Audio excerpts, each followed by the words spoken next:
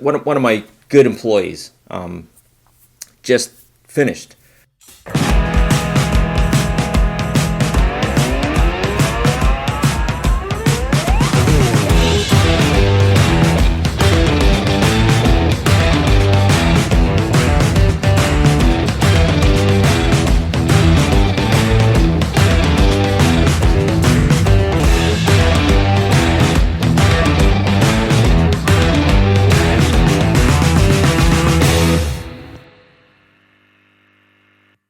One of my good employees just finished because she's going to vet school. Yay! And it was funny because it gives you an opportunity as an employer, a manager, to reflect upon the team, the team that you have, and what makes a great team member. Because she was a great team member. It got me thinking about a couple things. It got me thinking about former past employees that weren't really great. And I was going to start this video by talking about how one of the things that I do that isn't great as a manager is I keep not good employees too long, in the hopes that I could get them to, I think you're looking at like 6 out of 10s, trying to build them up to 7 or 8s, and it is, I've had a couple successes, but majority it's not, and it's interesting that way. And the other thing I was thinking about is there's a lot of talk out in the industry because there is demand for team members, all the way from veterinarians down. Shortage in emergency vets, shortage in veterinary technicians. It's interesting, and I think a lot of that is the wellness aspects, a lot of that is financial aspects. So the burden on us as veterinary owners is, what roles do we play in providing an environment that employees well paid, that there's opportunity for them to grow and develop, that they have a great environment to work at, and that we have very flexible scheduling. So that's the onus on us as employers.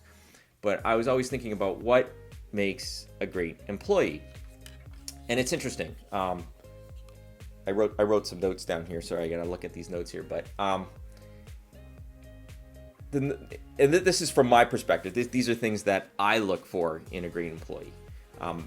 It's funny because one of the number one things we want is a responsible employee, that not only do they show up when they should, that they show up ready to engage, that they are responsible for their actions.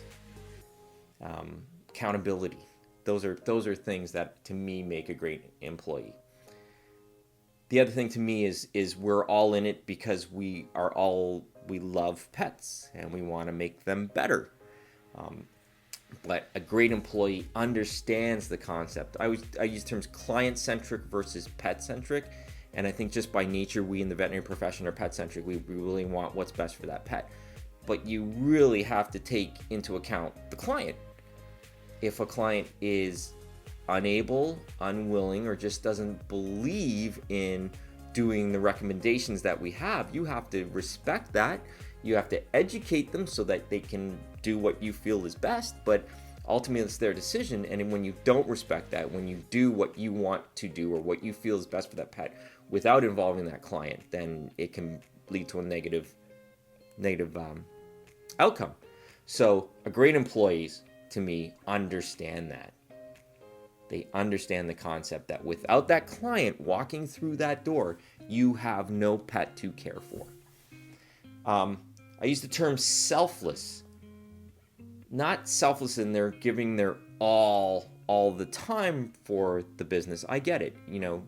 It's impossible to be that way. Although, if there are people out there.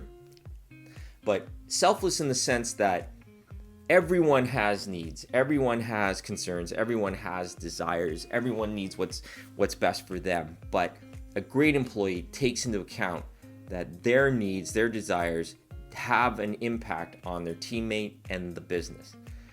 If they need to call out for whatever reason, a great employee understands what ramifications that has on the practice and their teammates. So they're considerate of the business and their teammates when making those decisions. The other thing I always talk about is everyone is the business. From myself, the owner, down to my associates, down to the technicians, down to the front desk. Everyone is an employee. We're all cogs on a wheel, in which case everything's interconnected. So if one of those cogs breaks down or is ineffective, it has an effect on the business. And great employees understand that.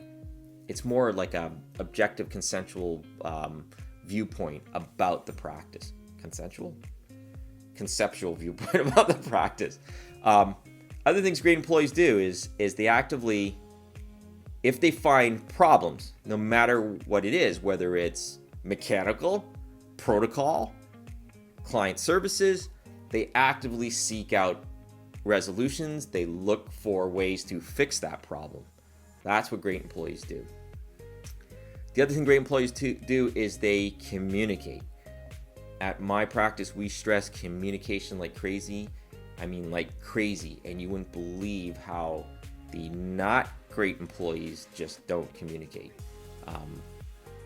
I always talk about, like, I tell the team, I go, listen, if you guys break something, yeah, clearly I'm going to be emotionally affected by that, but just let me know.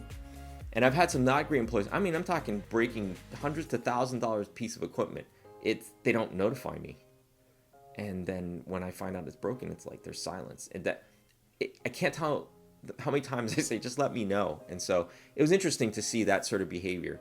But in reflective retrospect, those were not great employees. I call it the silent but deadly syndrome.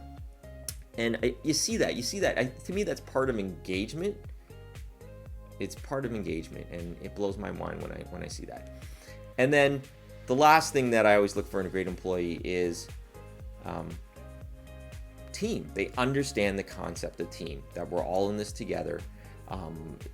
I've had some pot stirrers in my time about how negativity breeds negativity, and it is absolutely true that if an employee walks in the door, so a couple things. If an employee walks in the door, when I say employee walks in the door is responsible, engaged, they'll walk in the door ready for work.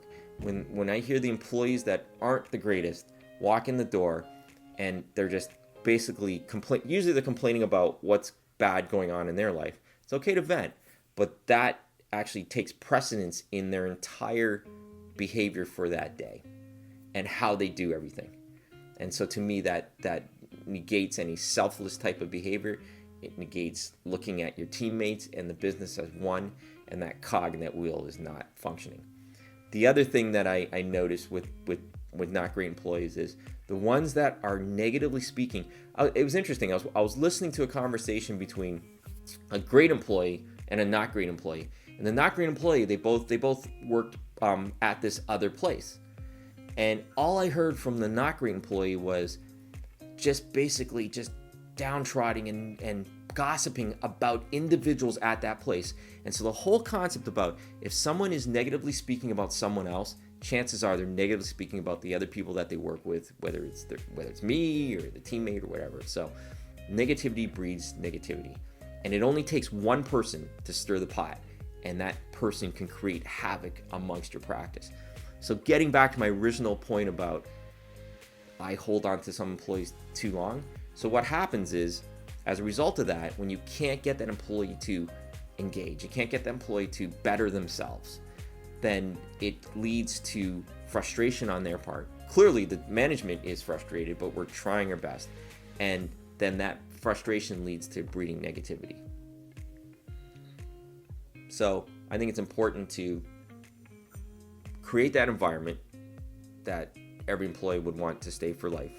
And if they don't, the goal is to develop them till they can leave, but you never want them to leave. Treat them so they never want them to leave. But on the other side of the coin, you have to get those people that are worthy of that. And they show their worth through engagement, responsibility, looking at the team, looking at the business, understanding the difference between pet and client as far as how it affects the business, and are always looking to resolve solutions and keep things professional. Make sense? Makes sense to me. Remember, everyone, love your pet like they love you unconditionally. Have a great day.